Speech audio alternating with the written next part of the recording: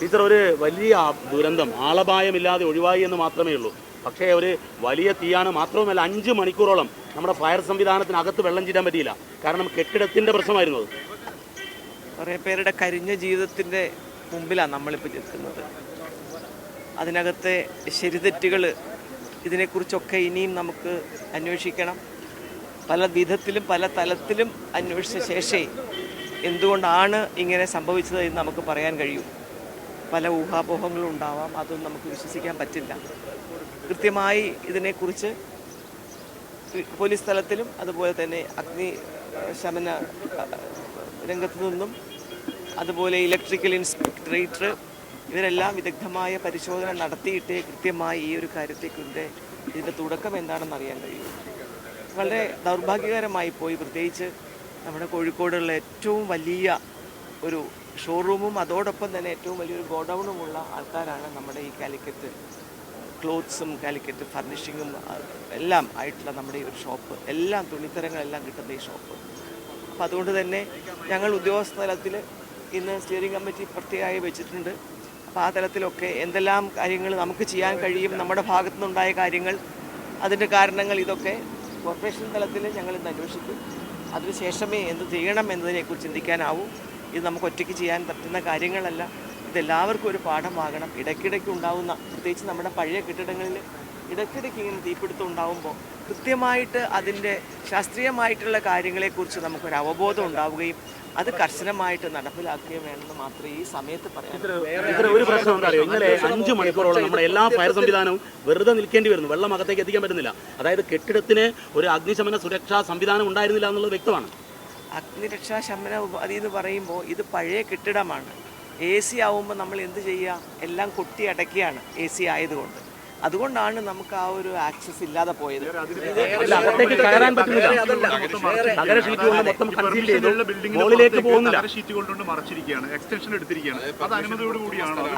അത് ഞാൻ പരിശോധിച്ചിട്ട് പറയാം. അനുമതിയോട് കൂടിയാണോ എന്നത് ഇന്നത്തെ ഞാൻ പറഞ്ഞതുപോലെ ഇന്നത്തെ സ്റ്റിയറിംഗ് കമ്മിറ്റിയിലെ എല്ലാ ഉദ്യോഗസ്ഥന്മാരും ചേർന്ന് ഒറ്റ കാര്യം, അതായത് ഇവിടുന്ന് നേരെ മേളിലോട്ട് നോക്കിയാൽ ഇതൊരു ഷെയ്ഡാണ്.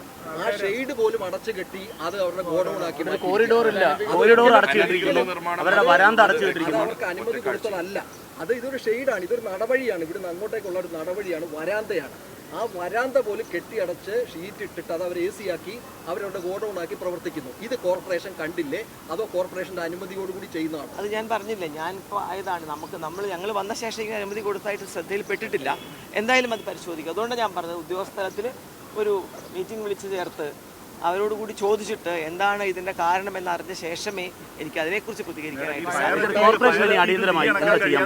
കോർപ്പറേഷന്റെ ഉടമസ്ഥതയിലുള്ള കെട്ടിടമാണ്. സ്വാഭാവികമായും കോർപ്പറേഷന് വലിയ ഉത്തരവാദിത്തമുണ്ട്.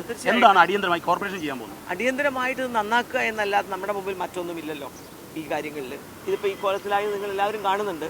അതുകൊണ്ട് നമ്മുടെ കെട്ടിടമാണ്, നമുക്കത് ഇതേ രീതിയിൽ ഇടാൻ സാധിക്കില്ല.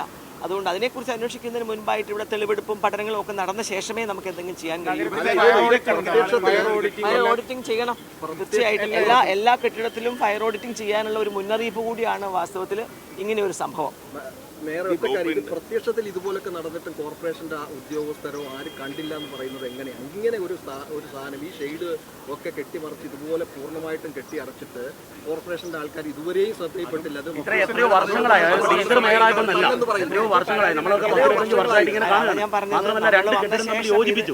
ഇത് എന്റെ ശ്രദ്ധയിൽ പെട്ടിട്ടില്ല എന്ന് പറഞ്ഞതിന്റെ കാരണം അതാണ്. അതുകൊണ്ടാണ് ഉദ്യോഗസ്ഥ തലത്തിൽ ഇന്ന് മീറ്റിംഗ് വിളിക്കും. എന്തുകൊണ്ടാണ് അങ്ങനെ സംഭവിച്ചത് എന്നതിന്റെ കാര്യങ്ങൾ ചോദിച്ച ശേഷം എനിക്ക് പറയാൻ പറ്റും. ഉദ്യോഗസ്ഥ തലത്തിൽ വീഴ്ചയുണ്ട് പ്രകടനമല്ലേ? കാരണം കെട്ടിടം കണ്ടാൽ അറിയാലോ ഉദ്യോഗസ്ഥ തലത്തിൽ വീഴ്ചയുണ്ടായി. അല്ല, അതിനുണ്ടായ സാഹചര്യം എന്താണെന്ന് നമ്മൾ പരിശോധിക്കും. എന്തുകൊണ്ടായിരിക്കും അങ്ങനെ ഒരു വീഴ്ച ഇങ്ങനെ നിങ്ങൾ പറഞ്ഞതുപോലെ ക്ലിയറിംഗ് ആയി നിൽക്കുന്നുണ്ടെങ്കിൽ അതിന്റെ കാരണം അന്വേഷിക്കണം.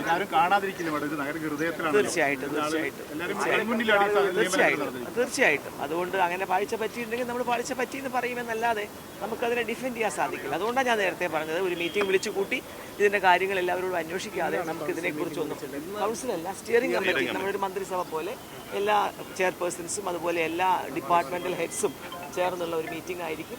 അതിനുശേഷം അന്വേഷിച്ച ശേഷമേ ഇതിനെക്കുറിച്ച് റിപ്പോർട്ട് ഒപ്പം തന്നെ ഈ കെട്ടിടത്തിലുള്ള അനധികൃതമായ നിർമ്മാണങ്ങൾ അതുകൂടി പരിശോധിക്കും. അല്ല, ഇത് നമ്മൾ കോഴിക്കോട് പല സ്ഥലത്തും നമ്മൾ കാണുന്നുണ്ട്.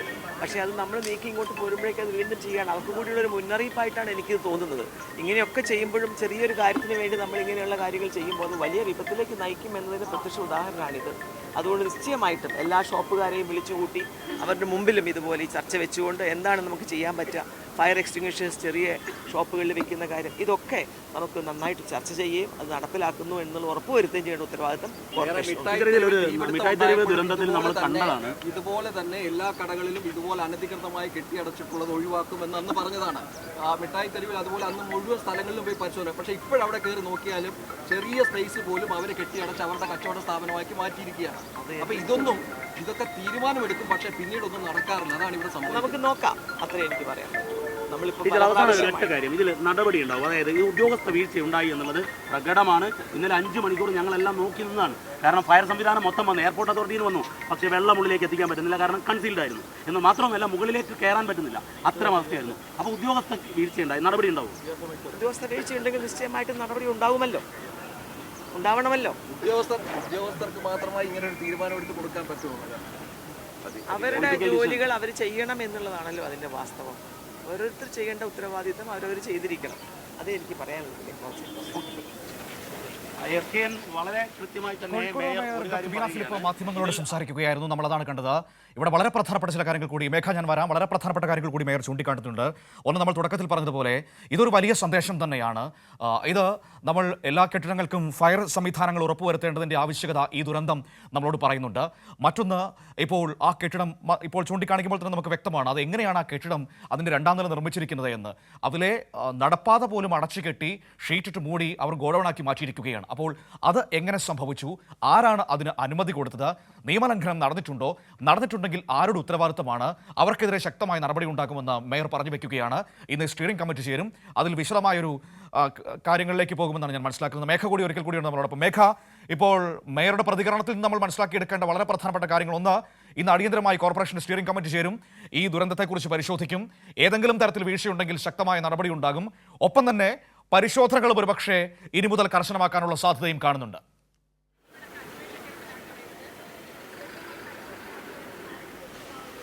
മനു, മേയർ പറഞ്ഞതിൽ നിന്ന് കൃത്യമാണ്. അതായത് സ്റ്റിയറിംഗ് കമ്മിറ്റി യോഗം ഇന്ന് ചേരും. ഈ യോഗത്തിൽ കൃത്യമായ തീരുമാനമുണ്ടാകും. കാരണം ഈ ഏതെങ്കിലും തരത്തിൽ ഈ കെട്ടിടങ്ങൾ പല ഭാഗങ്ങളിൽ കെട്ടിയടച്ചുകൊണ്ടാണ് പ്രവർത്തിക്കുന്നതെന്ന് ആരോപണം ഉയരുന്നുണ്ട്. അതിനു പിന്നാലെ തന്നെ ഇവിടെ മാത്രമല്ല പല സ്ഥലങ്ങളിലും കെട്ടിടങ്ങൾ ഇങ്ങനെ കെട്ടിയടച്ചുകൊണ്ട് പ്രവർത്തിപ്പിക്കുന്നു, പല കടകളും എന്ന പരാതി ഉയർന്ന സാഹചര്യം എല്ലാം കൃത്യമായി തന്നെ പരിശോധിക്കും എന്നതാണ് മേയർ പറഞ്ഞത്. അതിനൊപ്പം തന്നെ ഉദ്യോഗസ്ഥ തലത്തിൽ ഏതെങ്കിലും വീഴ്ച സംഭവിച്ചിട്ടുണ്ടോ എന്ന മാധ്യമപ്രവർത്തകരുടെ ചോദ്യങ്ങൾക്ക് അത് കൃത്യമായി പരിശോധന നടത്തിയാൽ മാത്രമേ മനസ്സിലാവുകയുള്ളൂ. ഉദ്യോഗസ്ഥ തലത്തിൽ ഏതെങ്കിലും തരത്തിലുള്ള വീഴ്ച സംഭവിച്ചിട്ടുണ്ടെങ്കിൽ കൃത്യമായ നടപടി സ്വീകരിക്കുമെന്നും മേയർ പറഞ്ഞിട്ടുണ്ട്.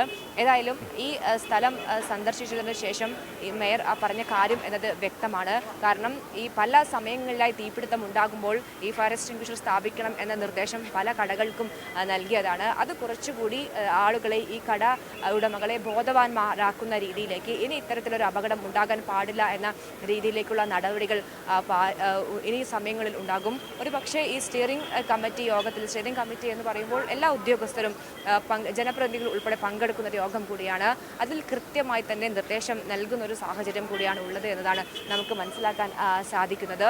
എന്തായാലും ഈ തീപിടുത്തവുമായി ബന്ധപ്പെട്ട് ഒരു പക്ഷേ വരും സമയങ്ങളിൽ കോഴിക്കോട് പുതിയ സ്റ്റാൻഡിൽ മാത്രമല്ല മറ്റ് മിഠായി തെരുവ് അങ്ങനെ കൂടുതൽ കടകൾ ഉള്ള സ്ഥലങ്ങളിലൊക്കെ തന്നെയും പരിശോധന നടത്താനുള്ള സാധ്യതകളാണ് ഇപ്പോൾ കാണുന്നത്. ശരി മേഘ, ഏതായാലും നമുക്ക് മേഖലയിലേക്ക് തിരികെ വരാം. മറ്റു വാർത്തകളിലേക്കും പോകണം. വിശദമായ പരിശോധന ആവശ്യമുണ്ട്. ഇവിടെ വ്യാപാരികളടക്കം ശ്രദ്ധിക്കേണ്ട ഒരു കാര്യം കൂടിയുണ്ട്. നമ്മുടെ കൈകളിലേക്ക് ഒരു ബിൽഡിംഗ് കിട്ടുമ്പോൾ അതെല്ലാം അടച്ചുപൂട്ടിക്കൊണ്ട് പരമാവധി സ്ഥലം ഉണ്ടാക്കിയെടുക്കുക എന്നതായിരിക്കാം പലരുടെയും ലക്ഷ്യം. പക്ഷേ അതുണ്ടാക്കാൻ പോകുന്നൊരു അപകടം, ദുരന്തം എത്രമാത്രമാണെന്ന് ഇതിൽ നിന്നെങ്കിലും നിങ്ങളും പാഠം പഠിക്കുക, നിയമം പാലിച്ച് മുന്നോട്ട് പോവുക, ഫയർ സംവിധാനങ്ങൾ ഒരുക്കുക. ഇതൊക്കെ നമ്മുടെ കൂടി ഉത്തരവാദിത്തമാണ് എന്നുകൂടി മനസ്സിലാക്കിയാൽ കൊള്ളാം. ഇത്തരത്തിലുള്ള അപകടങ്ങൾ അങ്ങനെയുള്ളവർക്കൊരു പാഠമാകട്ടെ എന്നുകൂടി പറഞ്ഞു വെക്കാം.